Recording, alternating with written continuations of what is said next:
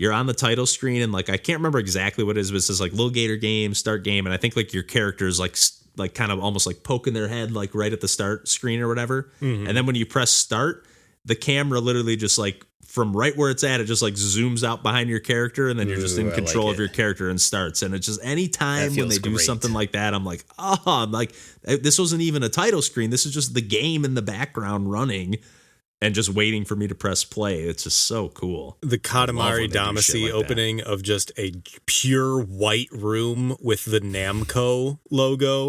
And it's the file select. So the first file is NA, the next one is MC, and the last one is O and the copyright symbol. And then you pick your file 1, 2, or 3, and then you press forward on both joysticks, and the prince rolls up whichever 2 letters are your file. It's the best. It's so good. Hilarious. That's hilarious. It's that again fits the theme of what that game is all about too. It's just set that tone right off the bat. I love it.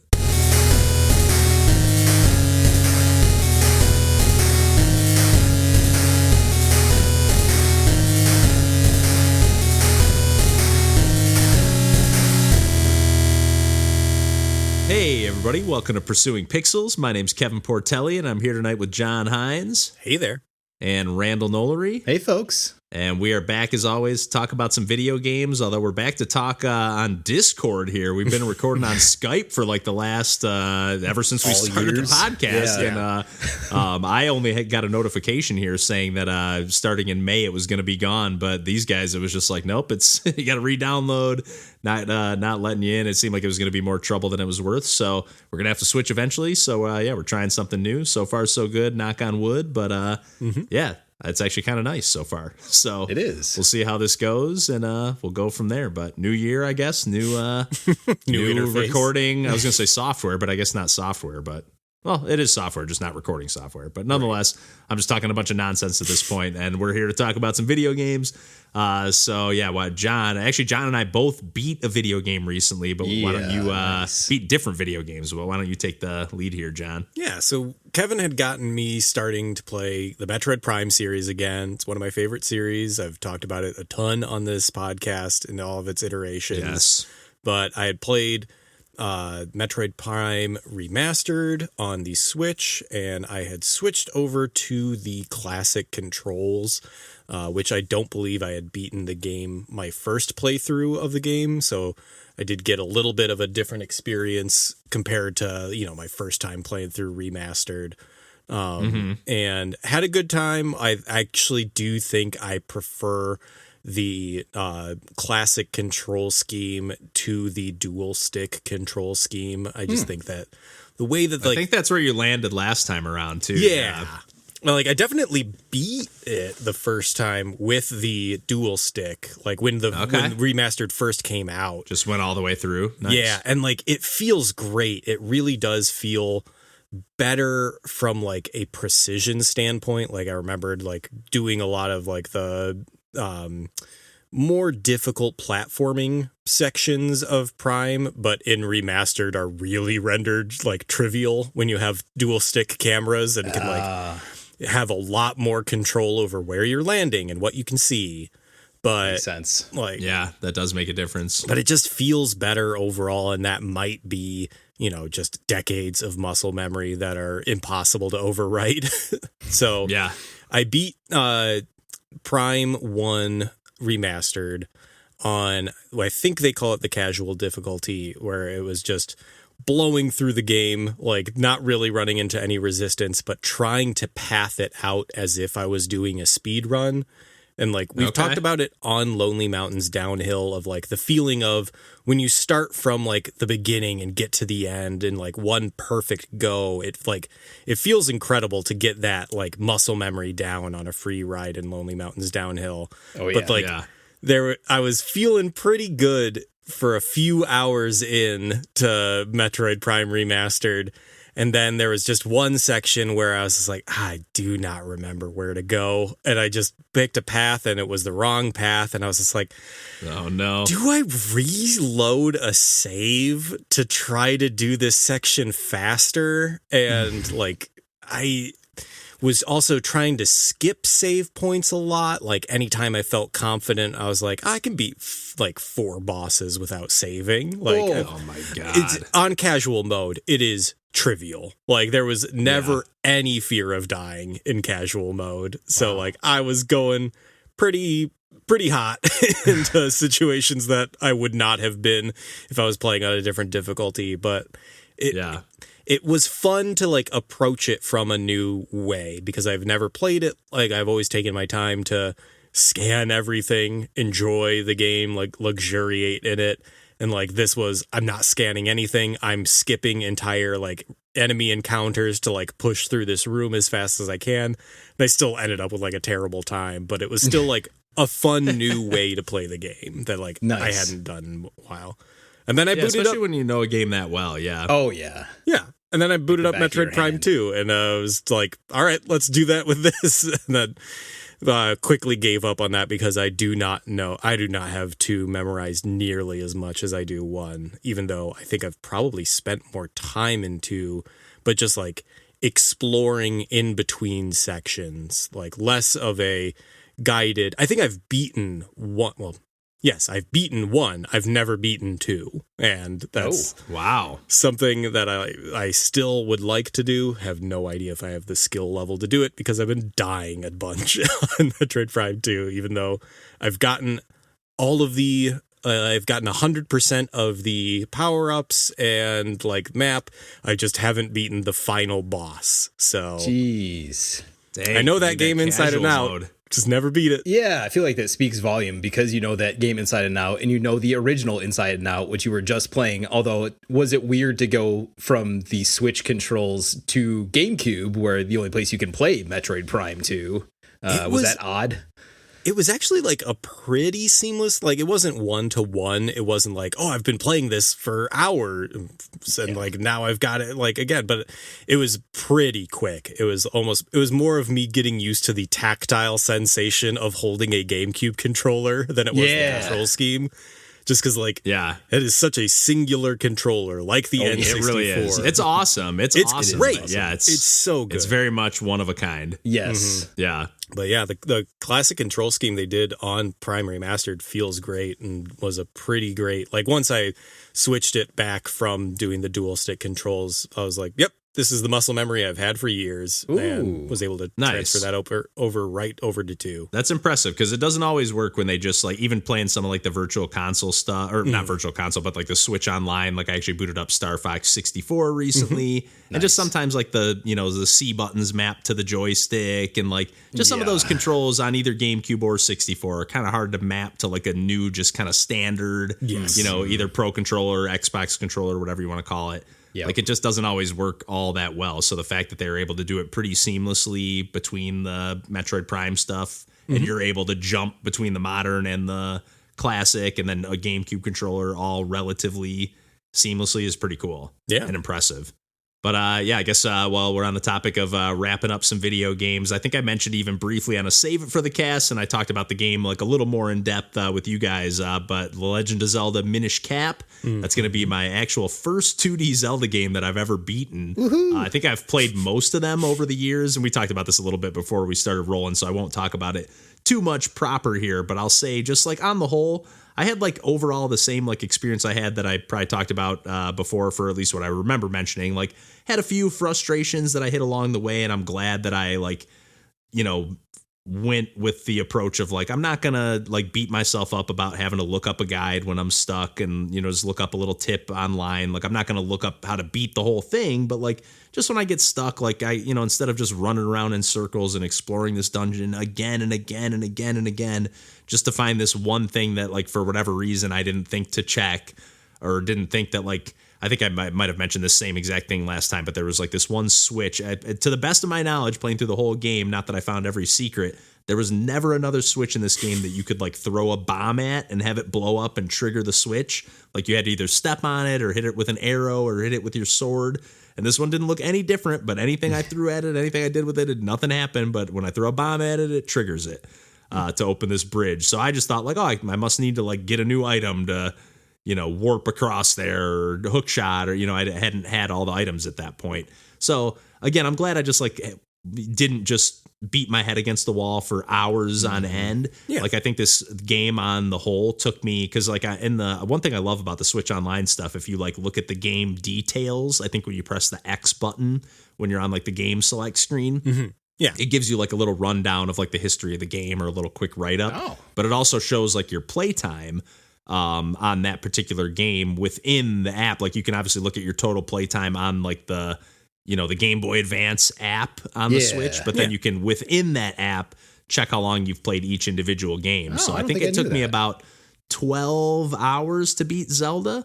And I did do a little bit of cheesing and rewinding at the end on the final boss and like using some save states and stuff like that. Well, so it probably would have taken bit. me a little bit longer, but for me to beat a game that's that long, like, I mean, even a 5-hour game, I'm lucky if I see it all the way through. Yeah. And that's no slight on the game. Like a lot of times, like even some games, I'm almost glad I give up on them before I get sick of them. Cause it's like, then I'm left with like a good taste in my mouth instead of like, I kind of got annoyed with that game by the time I gave up on it. It's like, I know I'm never going to play this game for a full 30 hours and it's fun right now.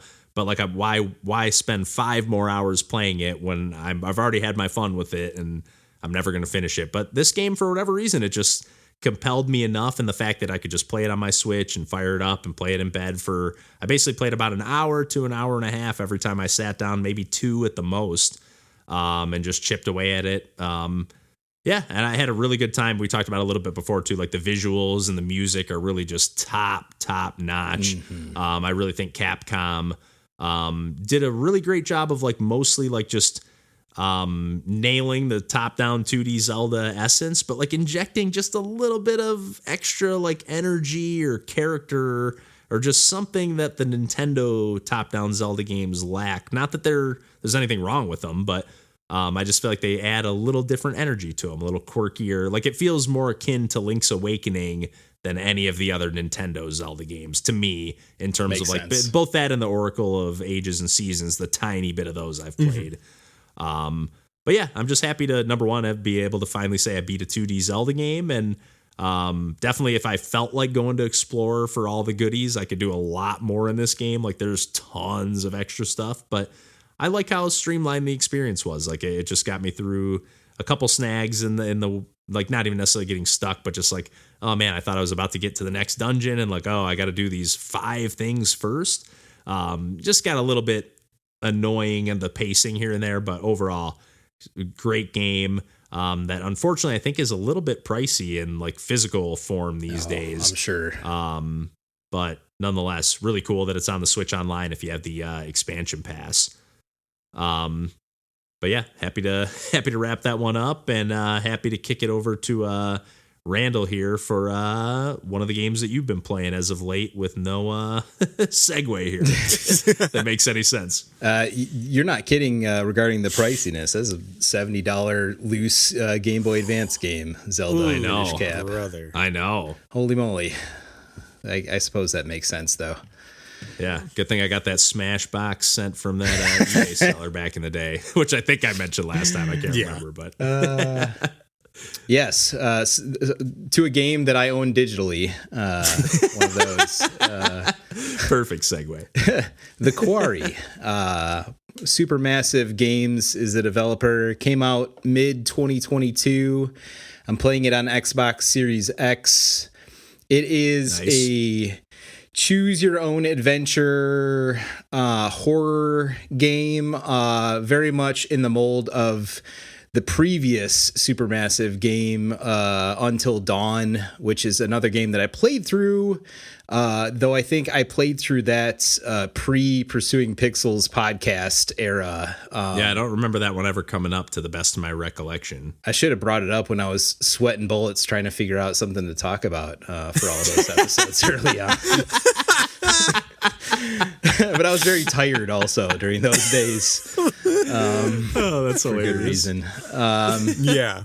That was on PS4. But that still very much carries through. Like you can tell there's definitely a lot of elements they pulled from Until Dawn and the engine there to craft the Quarry.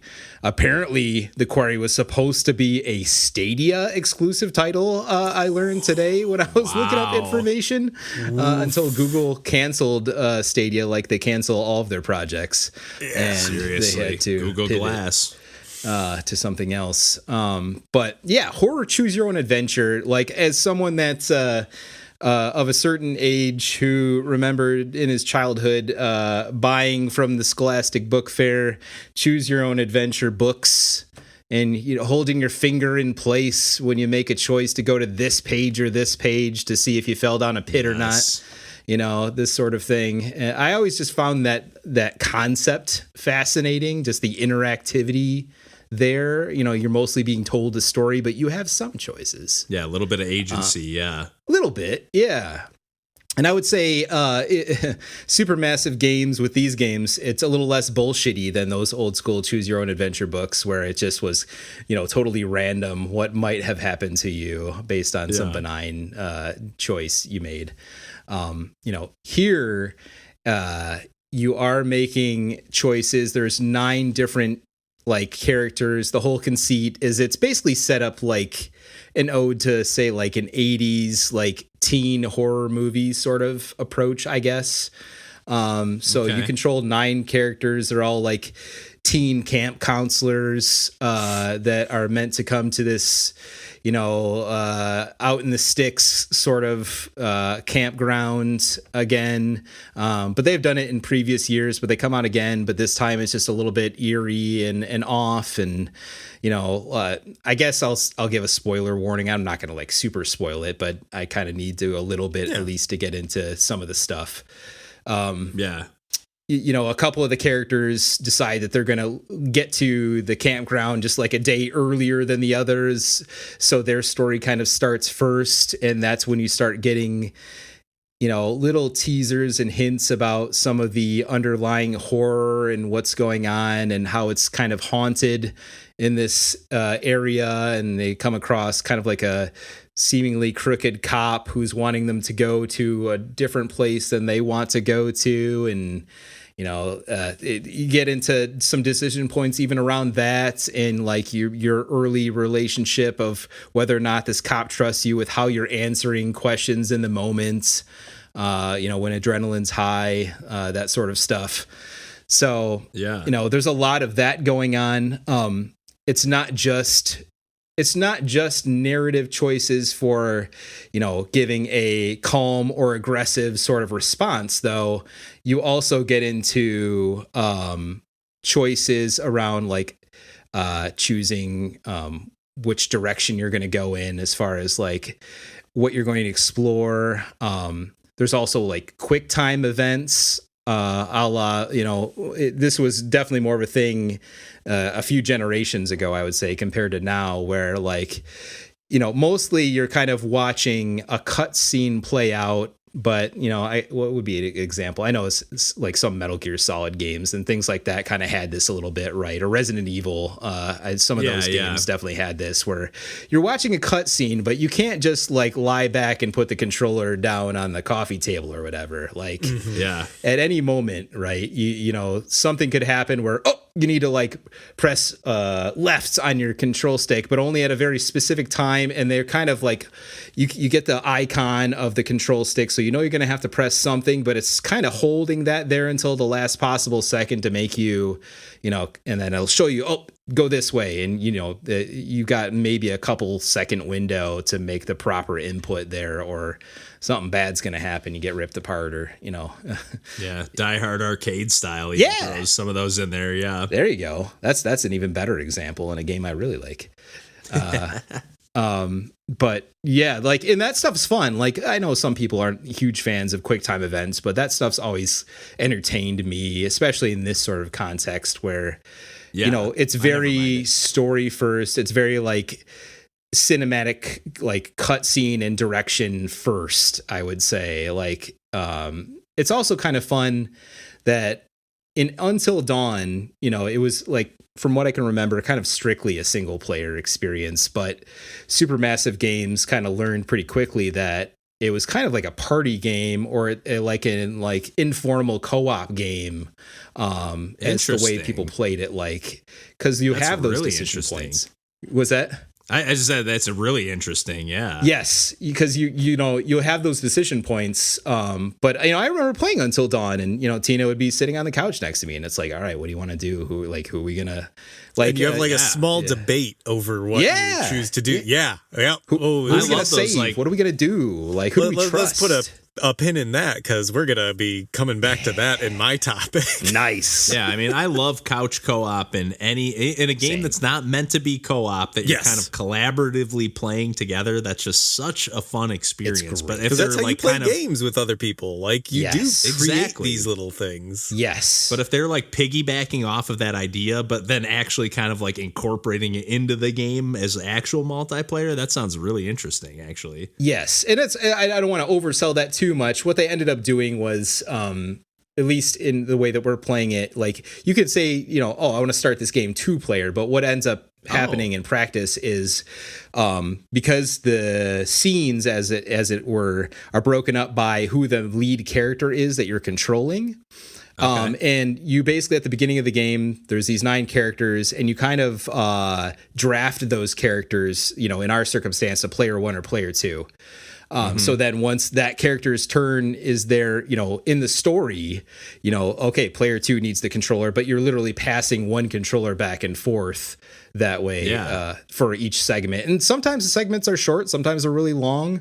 Sometimes, because of the way the characters got drafted, player 2's got like 3 in a row or whatever, and it just kind of plays out that way based on the story progression, right? Or, here's another, I guess, spoiler, but this is also how Until Dawn worked. Characters can die like mid-story, like easily, like it does not take much for characters to start falling off. And that totally updates the entire storyline and how everybody else behaves, and to some extent anyway. Some of the stuff you can kind of see a little bit, under the surface, that like see it coming, or that like this story would have kind of played out no matter which way you would have gone, regardless of just a character dying or not. Framing. Maybe there's some of that a little bit at play, but it's still fun all the same. Yeah, but like it's still like so engaging to play through it that way. We're not done with it. We're only on like chapter 8. I'm not sure how many chapters there are, but it definitely is getting. We're in the shit. Like I don't think there's too much more of this. Characters have already died. Not many though. Okay. Are you looking to play multiple times through to see different endings, or do you feel like it's going to be about that? Mostly just one and done? I don't know. Yeah, it's hard to say. I guess that'll probably be informed largely by how quickly the rest of this wraps up. To be honest, and how good the ending is. I was going to say, for that matter, like how it wraps up. Come on, let's do this again. Let's run this back. We can do better. Yeah, and we could. Because I will say too, you pick up these tarot cards. They're kind of like hidden little collectible objectives. So, like, you could pick these up like when you're in scenes, and you kind of, especially if you video game it and you're kind of not walking on the path you can tell they set up for you, and you're kind of walking a little bit off that beaten path or around a tree the other way, and whoop, there's a tarot card you pick up, and those tarot cards are informed by like this kind of, you're not sure if they're fully a trustworthy narrator sort of character that is like not fully connected. Like this narrator never interacts with your actual characters, in person, but they're like effectively viewing what's happening anyway. And you can't even tell if they're good or bad necessarily. And this was the same in Until Dawn. Different character, but same approach. Like kind of like watching you through a crystal ball or something. Like that's how I'm picturing it. Yeah, exactly. That sounds cool. Yes. Nice. And then those tarot cards kind of have theming on them that ties into the story to give you a little slice, if you want it, of something that could be a future pathway decision point and how an optimal path might play out for a certain character in a scenario. So it's very useful to collect those tarot cards if you can get them. Oh, that's a good hint system. Yes. But also like have it be an in fiction like device. Oh, that rules. Yes. That's really good. It's really good, and you can choose whether or not you want to see that kind of crystal ball preview or not, or if you just want to hear the narrator give their very obtuse, words about it or not. Nice. Yeah, that's really cool. Yeah.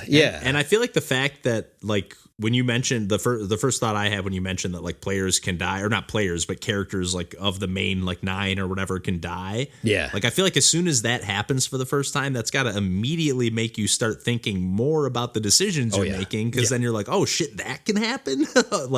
Hold on a second. Like let me. These decisions have more meaning or more impact. Than I need to recalibrate the stakes that I'm considering. Exactly. Because otherwise you can easily just meander through those experiences, or even in something like Fable, where I'm like, oh, I played the game as a good guy, and now I'm like, let me try to play evil on the way through. And then it's like, I just start the game and it's like, okay, this is literally the same exact game. There's no difference in the decisions I'm making, really. People are just basically booing me when I walk by or cheering. It's like there's no real meaningful difference in what I'm doing, where this sounds like it does. Even if it is more scripted, it's still scripted in so many different ways that you don't know how it's going to play out based on what you do. Oh, there's very clear like delineation, fork in the road points that happen relatively frequently in this. And like even the example of like the first character that we lost was like, we got one of those like tarot cards with a hint specifically for the circumstance. So I thought I knew what it was that I needed to do, but I kind of dicked that up anyway. Like I didn't like do it exactly right. And it was like, no, they're gone. Like, dang it. Like, it's so, that happens. And like, it's not a perfect game. Like the pacing isn't perfect. Some of the scenes go on a little bit long. Sometimes there's little bugs with like a little bit of like, you can tell like repeated audio stuff going on once in a while. But generally the voice acting's actually really good. The script's not perfect, but it's like an 80s horror movie, so it still kind of fits. Nice. It looks like they got a bunch of like real actors. I saw like David Arquette and like a few other people in there. So it's got that like little bit of that uncanny valley. Yeah, no, and it kind of, it is like people from that kind of stuff. It is like, nice. No, the voice actors do a great job. Honestly, they kind of help carry it, and the graphics are pretty good. Like some of the graphical effects aren't perfect, but I think honestly that kind of helps too, because it kind of breaks the tension a little bit in a kind way. I'll say it that way. You can tell it's like an actor in a mocap suit for a minute instead of just like, but it did look good. I was like pulled up the game page for a minute, which is how I saw the actors, and I was like, man, this is a good looking game. It is, yeah. Like the water effects are a little off, where it kind of looks like oil effect. I thought you were gonna say the opposite. Just like weird, like.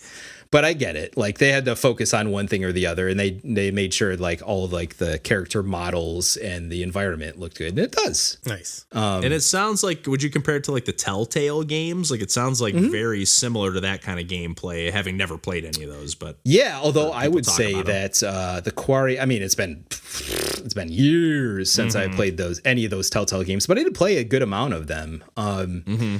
The Telltale games, from what I recollect, had a lot more like collecting happening, and a lot of like stop-start going on, which I didn't mind. I still like those games. I own that collection, I think, on Xbox as well, and I wouldn't mind playing those again at some point, especially the ones I didn't get to. But this is way more of a streamlined focus on like movie almost storytelling sort of design here, which is it's just really nice, especially for like Tina and I are just like kind of exhausted at the end of the day, and like besides being on your toes for a few QuickTime input, it's not too horribly let's let this game tough. Play itself almost a little bit. Like honestly, when I talked about Uncharted 4, like if I could, the cutscenes were what were pulling me in more. Not that it's amazing, but like that was pulling me in more than the gameplay. I'd almost rather just like let me just like meander. Let me just wrap up this Nathan Drake story without really having to go through all these gun battles and cheesy stealth segments. So Randall, what's it going to take to put you in a visual novel or a dating sim game?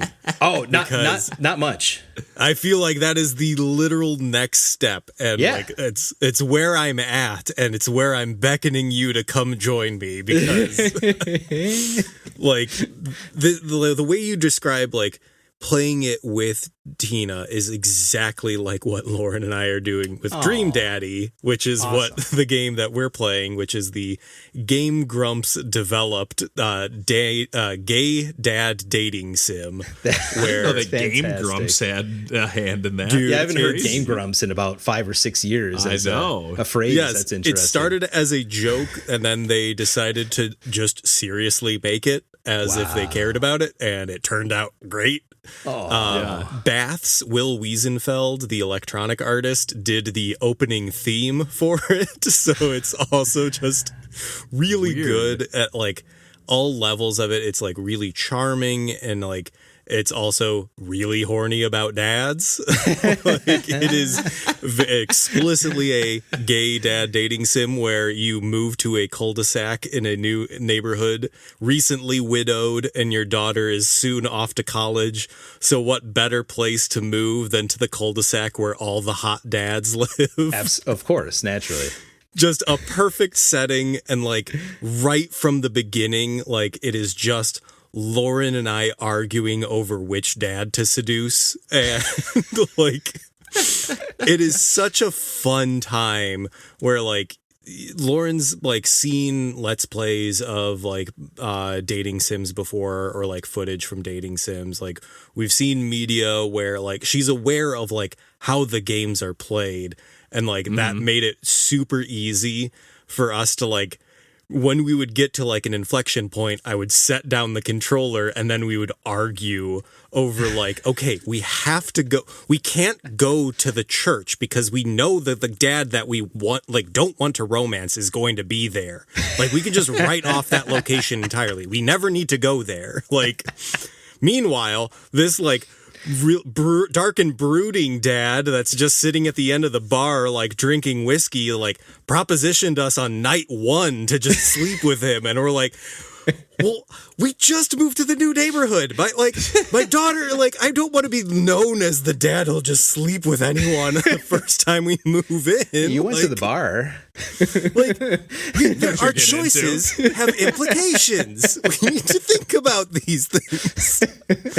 It's great. It's such a fun, like, I didn't play Heaven Will Be Mine with her because like that one was a lot more of like, I don't know, like a like less of a like fun story to experience more of like a more like in-depth thing. But like my my resolution game this year is going to be like kind of the crime novel take on these visual novels, which kind of then bridge the gap between them and like Ace Attorney, like those games, or like Virtue's Last Reward, Zero Escape. Like, there's a lot of like blurred lines between all these games, like between the choose your own adventure, dating sim, visual novel, to whatever you want to call it, like puzzle box games. Like Professor Layton is almost like the like platonic ideal endpoint of like, okay, we don't have a story, we just have puzzles. Speaking of games that are going to come up later. Oh, man, we're just good on. I know, this is crazy. I didn't want to call it out earlier when you transitioned into this game because I didn't want to ruin it, but now I'll do it since it's later. But that transition was impeccable. Well, good. Let's go straight. That's pretty much all I got to say. So let's talk about why you've been playing Professor Layton. Well, yeah, I guess. Yeah, well, I was going to mention actually before, but are you familiar with the band Pup? Yeah. They were featured in Dream Daddy randomly. Are you kidding me? I just remember somebody telling me that at some point. They're like kind of like a pop punk emo-ish band. I actually was never a big fan of them, but they were just randomly featured in that game. That was actually how I was first, I think, made aware of that game. That rules. Because like I heard that they were featured in it. The very first place we went to in like our playthrough was the coffee shop, and like it is just full of like all the menu items are puns. It's like Godspeed you black coffee. And I was like, oh no, we fucked up. We chose the dad we're going to marry on the first go. We don't even need to see any of the other daddies. It's this one. That's awesome. Yeah, I think that's awesome. Probably fair. The other daddies are great, but let's be real. It's Matt. Can you only choose one daddy That's a whole separate conversation. I don't know. Boy, man, I wish that there were actual, like, there probably are good polyamory dating sims out there. Yeah. But, like, Yeah. oh, then that, who knows if that turns into a resource management game. You need to make sure you're spending time with everyone. Oh, you better. Yeah. I'll make them jealous. God. Oh my God, that's incredible. But yeah, not to just totally squash the perfect transition that you set up for a second time, John, to go into some of the stuff that I've been playing with the Professor Layton transition. I won't get to that game first here, but I've been actually just going through my Switch physical collection. I think I've mentioned this a few times, whether on the podcast or maybe just in passing when we've all been talking about it. But I'm just like, and we were talking about it before recording tonight, like I have this shelf that's just filling up that I have my Switch games on. I'm like, right now I have this, like, I have my 3DS, like, bridging a gap where there normally wouldn't be a shelf to make technically a new small shelf that I can fit like 10 more Switch games on. And it's just like, It's tough. I'm running out of space here. And I'm also like looking at these games, like sometimes I'll like scroll through my physical games, like, oh, what do I want? I don't feel like playing a digital game. Like I have 600 games to pick from instead of like maybe I probably have like 70 or 80 physical games on Switch. Somewhere in that ballpark, maybe 60 or somewhere in there. Probably 70 or 80. And then, but I'm scrolling through them and I'm like, there's nothing I even want to play in here, even though there's obviously tons that I like and everything. But yeah, nonetheless, I'm like looking through these. I'm like, there's a ton of games in here that I've either never popped in once, or if I have, I've popped it in and looked at the title screen in true Kevin fashion. But I decided to finally like, okay, I'm actually going to pop these in and decide, do or die. Am I going to get rid of this game or am I going to keep it? So I popped in a bunch of games here. I got a stack of 10 games in my hand, and I'm going to let you know if I'm going to keep them or not. Let's do Are you gonna toss them away? Like, you gonna hold them up on the video so that we can see who, like, need the video I'm pop. getting rid of this. And just smash it Max Rock style, like his Castlevania Game Boy game, because it was so bad. Yes, that's still one of my favorite stories that I think I brought up on the podcast at some point. But our friend Max Rock was playing one of the Castlevania games on Game Boy, which is infamously terrible. Yeah, most of those are. And as a child, he did this, like as a kid, you know, presumably when he had it, and just got so frustrated, he just took it out of the Game Boy and smashed it on the ground, just because of how frustrated and annoyed he was with the game, which is amazing. I can't, like, fantastic. I always wanted, like, you want to snap the controller or you want to throw it across the wall, but you always or throw it at the wall or whatever. But you knew, I can't actually do that. No, I love Max so much, but not Max. Yeah. But making choices. But yeah, I'm gonna go down these in alphabetical order here. All right. But actually, just so happens that I think this was the first of the bunch that I popped in. Okay. That kind of started this trend here for me. I popped in the Banner Saga trilogy. And I gotta say, within less than 5 minutes, maybe 10, but just because the opening cutscene's a little bit long, I was like, this game's gotta go. Did you even get to gameplay? It was pretty much as soon as I got to the gameplay, I was like, I'm out. Put it in the grinder. And that's not because the gameplay doesn't seem interesting or anything, but I think I actually mentioned this. I don't think it's on like an episode or anything, but I was talking to Randall about it, I think, if I recall correctly. Like, the visuals of this in this game are like the main draw for me. I like a good like tactical RPG and whatever. But like the visuals, it's got that like almost like old school Disney, like Robin Hood era, illustration, hand drawn. But like on the Switch, especially when you get into the battle mode, they give you this like, oh, you can zoom in and, you know, with the right stick or whatever. And the more you zoom in, it like gets really blurry. And it honestly looked almost, I don't want to say terrible, but it didn't look great. And like the presentation just in general, like the opening cutscene, they got like the subtitles on the bottom, which you can turn on or off, but when you have them on, which I wanted them on, but they literally take up half of the screen. Like they're covering almost all of the like you got your troop army marching across this awesome looking landscape, and the subtitles are blocking half of the screen, literally. It's just ridiculous. I was really disappointed. Yeah, I was really disappointed with the presentation on this one, and I was like, that's kind of the main, like, if anything's going to pull me through this game, it's the presentation. Oh, yeah. And it's just not working for me, so...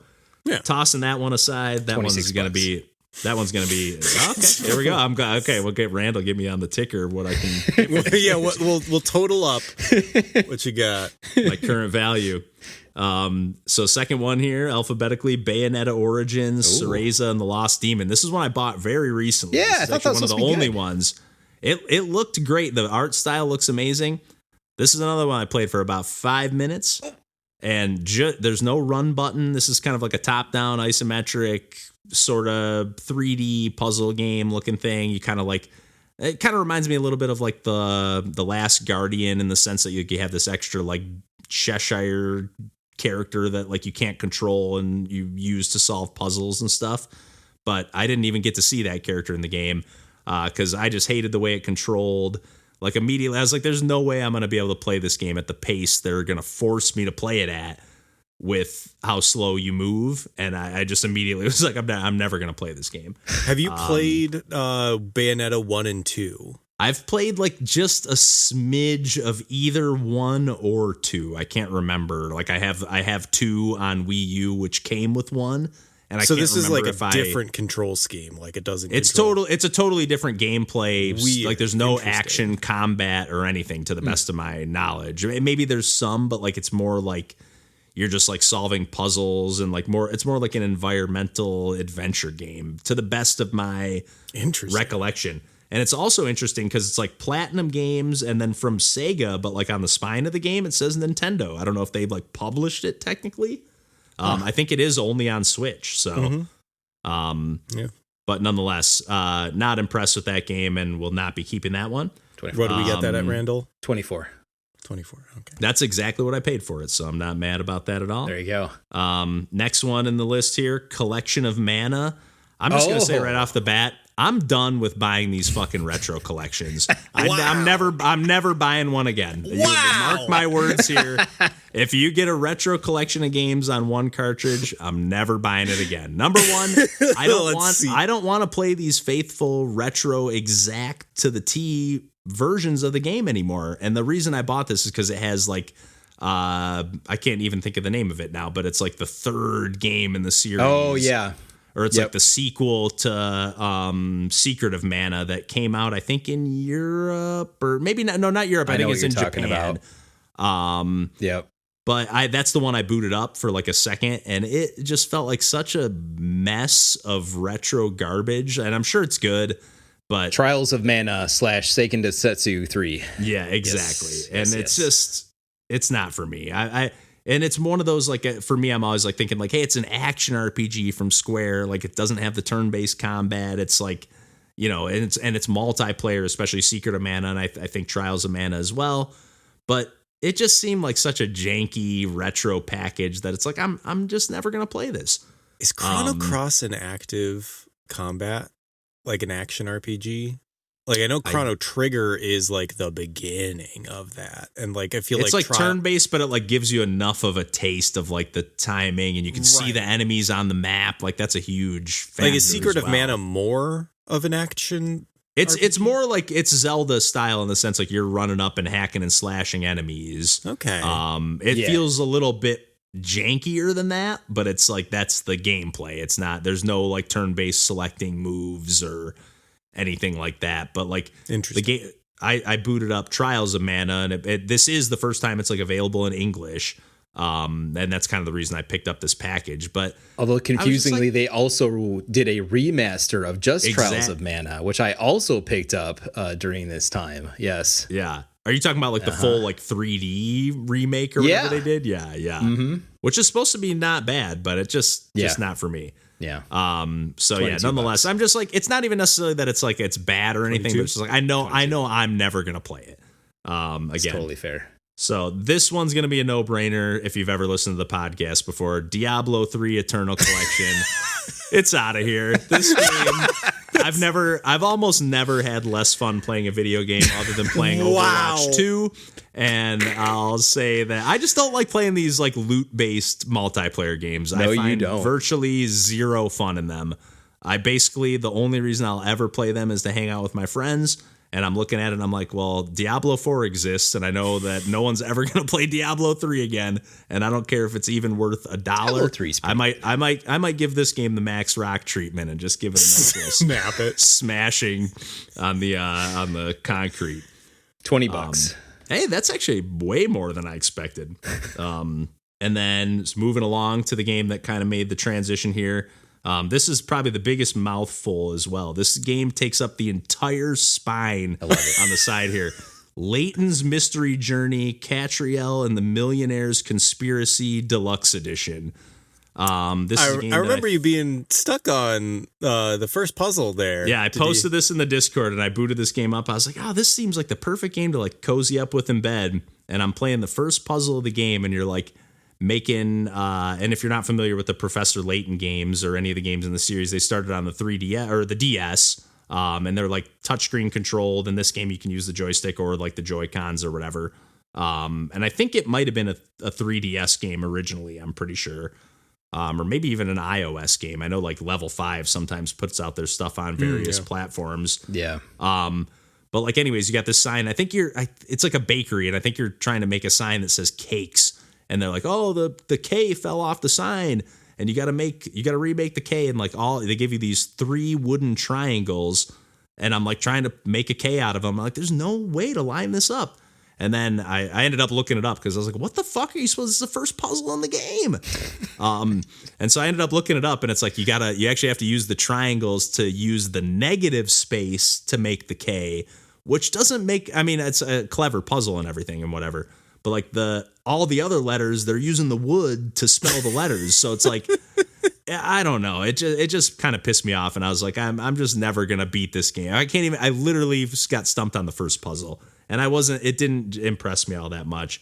$64. Wow. That's more than I paid for that game. So maybe I'll hang on to that a little longer and see if that price goes up. Now I've got a couple here that I actually did not pop in. These were just instant, didn't even have to think about it.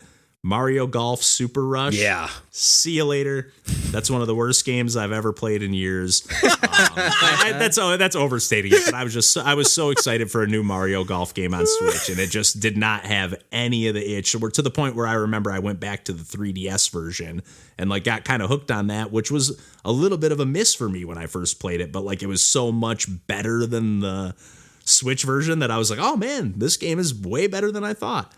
33. And then to stick in the Mario sports territory, Mario Strikers Battle League. I know you're going to be a little bit bummed about that one, Randall, but this game, I played it recently again with some friends actually, which I know you gave me some props for actually giving it another shot, Randall. But I don't like all the extra gear and all the extra, basically every mechanic that they added to the game since the original GameCube version has made the game worse in my opinion. It is a little bare bones. I'll say that. Well, it's bare bones, but then they like try to flesh it out with a bunch of extra stuff. And then I even like the slide tackle mechanic. It's just, I loved and I've said this a million times, I'm a broken record, but like the original GameCube version, again, it has to be someone who knows video games and like, has played games before, but you can pretty much just hand someone a controller and be like, A passes, B shoots, hold down R the whole time for turbo. And then if you really want to get tricky with it, you can hold down L to do lob shots and passes. And that's like it for the whole game. Slide tackle or the checking is also a thing. Yeah, and like the items and stuff. But then in this game, in like this new Battle League, it's like you got to line up you got to hold down your slide tackle or your charge and then like line up the arrow and time it right. And it just gets into, it feels less arcadey to me, which is the thing I love about that original version. $30, but nonetheless, 30. Okay, I'll take it. Yep, I'll take it. Now this one I think John might be a little excited for, although he might not be excited for what I'm going to do with this game. Sid Meier's Civilization 6. I booted this game up. I didn't anticipate you keeping it. Let's go to be honest. I never really entertained the ideas like, Kevin booted up Civ 6. I know how that runs on Switch. Yeah. Now I gotta say, in the early going, it actually played pretty nice on Switch, and I only played this for maybe 10 minutes. And then you get to any level of complexity in the civilization, and then suddenly your Switch melts. Well, also, it's like I might as well have just bought a fucking book to read, because there's so much text and dialogue here, like in the opening bits, and it's like in an ideal world, because they like they get you on this menu screen where it like is basically prompting you to like just start a new game. But then it's like there's a whole separate like tutorial, and I'm like, well, I know there's a lot going on in this game, and I've never played a Civilization game, so like I gotta play the tutorial. And it's just like walking me through every last little step. And I bought this game for $15. It was on sale like super cheap at GameStop or something. And I was like, $15 for Civ 6, and it was like pretty new at the time. I was like, I gotta just at least give it a try. And so, again, it's been sitting on my shelf ever since then, having never popped it in. I was like, well, fine, time to finally give it that try. And I have nothing against it. And part of the reason I popped it in is because people seem to be pretty sour on Civilization 7, which just came out. And everybody's like, 4, 5, and 6 that's all you need from Civ. You don't need to move on from that. And I was like, I don't love the art style of 6, although I will say the opening cutscene got me pumped. Like, I was like getting ready to be like, I'm about to be a Civilization like Sid Meier's stan here. But it just, I think I probably would have had a lot more fun playing it on a computer as well. Yes. Just like a little more snappiness of the controls. Like just, they did a great job mapping it to a gamepad. Like the little bit I played, I was like, this does feel nice. Yeah. But it just feels like it would work so much better if I can just hover my cursor over something, have it tell me the tip or whatever that I need, whatever that resource is, and just move along. You lost $2. It's $13. Okay, not bad. This one I'm gonna guess I'm not gonna get too much money back on here as well, but another one I'm gonna part ways with. Splatoon 2 should also be no surprise. Obviously, number one, there's Splatoon 3 out now already, which I don't own, and I don't really have anything against Splatoon 2, but my thought here was like, hey, I'll boot up the single player campaign and see what it's all about. Actually, try to give it a fair shake, and I actually did give it a fair shake back in the day. I was surprised at how much of it I remembered. But I played a few minutes of it, and I pretty much jumped 2 or 3 times and saw how floaty I felt and how the animation just literally doesn't even move. Like your legs just move forward and back and you just float in the air. And I was like, I can't play this game. It's like, because like in my head, I'm like the single player is like a platformer. And it's like, well, if that's what the platforming feels like, no way, no how am I playing this game. It's fine. Yeah. If you haven't caught on to the trend here, I'm not keeping any of these games. $14. 14? Yeah. Yep. And the last game in the collection here, and I want to give this one a special, not shout out, but I think I talked about this one way back in the day on the podcast, like in the very early days, the Wonderful 101 Remastered. This is maybe the worst remastering of a video game I've ever played in my life. And I'm not saying that hyperbolically. Like this game was designed to be played with 2 separate screens on a Wii U and a TV. And the way that they force the 2 screens into this game is such...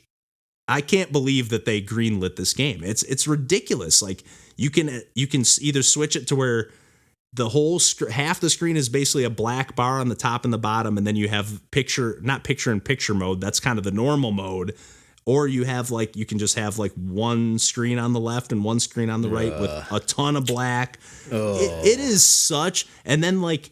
You can like you're supposed to be using the Wii U gamepad to like draw shapes to like make your characters like, form these new weapons and items and stuff like that. And they map that to the right joystick in this case. But like the way the camera's tilted, it's like not recognizing the shapes you're drawing because it's like kind of this isometric camera view. It is a load of garbage. And I still own this game on Wii U. So I'm just going to keep that version because I think it's a good game. But this Switch port, it like almost made me feel bad that people spent time working on like trying to figure out how to make it work with the 2 screens. Like I was like, people spent a lot of time on this, and it's terrible. It's the worst. It's the worst time I've ever had just like wrestling with video game controls in my life. Period. Have you played the Wii U Star Fox game? I have not actually. I was just looking that up. I want to replay that, but I would love them to port that to Switch. Speaking of a game that needs a Switch port, I've become such a pervert for confusing control schemes that I don't know. Maybe I'm in the right MO with the Metroid. I'm like, actually, this is the best Star Fox game. Move aside, Star Fox 64. But anyway, Randall, how much is Wonderful 101 Remastered? That is $17. Oh man. lost a little bit there, but the game same. I'll round it off with on a positive note, which is surprising me to the nth degree. I did play about 20 more minutes of Super Mario RPG, and I took a big fat dump on this game when I first booted it up, but I'm keeping it. Nice. I decided I only paid about $33 for it, but I was like, I did watch some clips of like the original Super Nintendo version, and I was like, man, this does look jankier than I remember, like just the way the camera angles and the jumping and the this and that. And I was like, the more I played of it, I really like how streamlined the game is. Like, it's almost like the main thing, the reason I never finish RPGs is because I'm like, let me go into every house and talk to every person, or let me not talk to anybody because I'm sick of doing that. But then I don't get the tip that I need to trigger the event or to, to know where I need to go next. So like the fact that this game is like not one interconnected map and there's actually like a world map and you're like going to these different nodes that just have like a little area to explore. I was like, I played a little bit the other night and I was like, I just found myself not stopping after every, like, I only played for like 20 minutes, but like the first session I had within like less than 5 minutes, I was like, this is garbage. And like it is lacking a lot in a lot of ways. Like it does feel a little soulless in some ways, but the more I play of it, it is like really slickly made. And I read a little bit about it and people were like, this is a rare instance where like the remake is like so faithful to the original that like in terms of like the structure and the gameplay and like they're not really adding anything to it. And I almost like want to keep it out of like a curiosity in that regard, even though I do tend to lean more towards like the reimaginings these days, like as opposed to just a true remake, like an adaptation almost. Yeah. Like, that doesn't really get. Because, like, that's kind of what, like, the Final Fantasy 7 remakes are. Like, exactly. It's almost an adaptation within the same, like, medium form. Right? Yeah, that's a great way to put it. Yeah. But, like, it was enough to be like, you know what? I'm at least curious enough to play a little more of this one and see it through. Like, I got the timing-based attacks down a little bit better and the blocks and, like, figured out, like, okay, I am registering it. This is what it does when I do. This is what it does when I don't. Still can't figure out how to get the one thing that they did add is, like, the splash damage that you're supposed to get when you, like, do the attacks at the right time. But maybe I just don't have, like, the right abilities for it yet. But, yeah, it's nothing amazing by any means. It does feel like a little bit of a... just a remake for the sake of a remake, almost feels like the equivalent of like a Disney live action version of like a old cartoon in a weird way. That's a good comparison. This is next in line, so we're doing it. Exactly. But at the same time, I do feel like the people who made it like clearly like have a love for this game and like wanted to preserve it in like in the best way that they could without like adding too much modern stuff to it, I guess. I don't know. But I really like just like the little battle scene transitions and it's all pretty quick and snappy.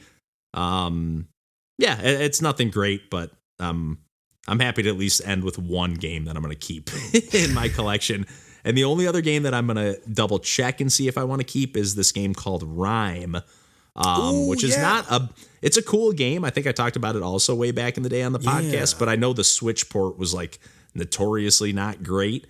And I remember having it just being real chuggy and clunky. It's kind of like a 3D puzzle platformer. I haven't thought about that in a long time. Yeah, it's a super early Switch game. Yeah, it was like early on. And it's a real nice. I opened up the box and it was got like an actual manual in there. We were just talking about like, I can't remember what game you said, John, where it's just like a white sleeve on the inside, like literally nothing. It definitely feels like kind of a throwback to like the Journey level of game design. Yeah, or even like almost like a PS2 or like a downloadable, like when like a downloadable game could be in 3D for the first time. And you're like, oh man, like you can like actually make a full kind of 5-hour game in 3D and have it only be $15. Yeah. Like it's definitely like a piece of like historical game design, I feel. Yeah. Yep. And it's a good looking game. Like it's, it's got that kind of like, I don't know if it's cell shaded or not, but it's, it's got that kind of like clean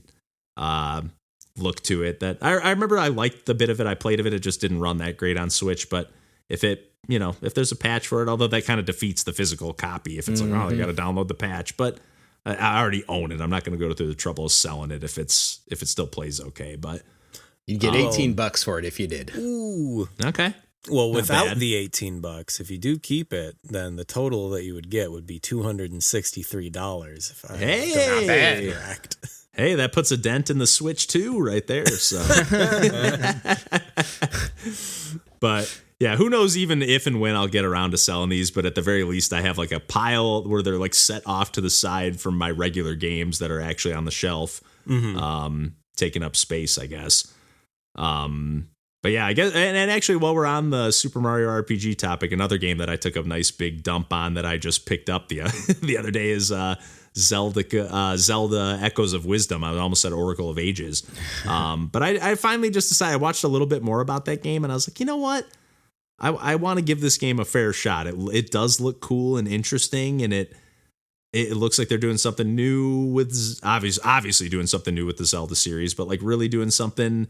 Obviously, you can play it in a way where I think you can just cheese it and make it not fun and interesting. But if you force yourself to be a little clever and creative with the puzzle solving and the solutions, like I'm trying to put myself more in that frame of mind and even give myself a chance to go back to Tears of the Kingdom. Cause like I almost went, like said, like just toss that game out of here, get that out of here. And I was like, no, I got to give that game a fair shake. Cause I really loved Breath of the Wild. And even if it didn't click with me and if I don't like certain elements of it, I was able to avoid a lot of the elements I didn't like about Breath of the Wild and just run around looking for shrines until it got boring, so I'm happy and had a ton of fun. Start a new file of like can never beat Tears of the Kingdom. I will put 500 hours into that game and never beat it.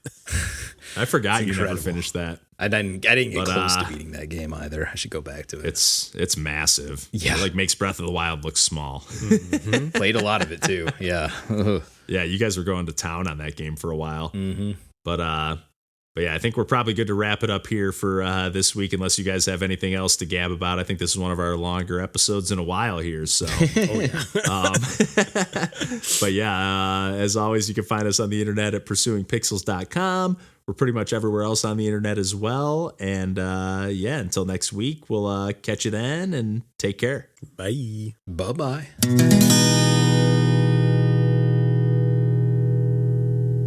Heck yeah. Hit the hour mark on the actual episode. Jesus I will say, as someone who has put stuff up on eBay within the last year-ish, it's gotten a lot lazy friendly to just throw some shit up there without doing too much work. You're speaking my language. Compared to the old school days where you had to really be like pretty get a bunch of good pictures and like it still helps to have a picture to like make a little bit more money, just but make it look like real. Yeah.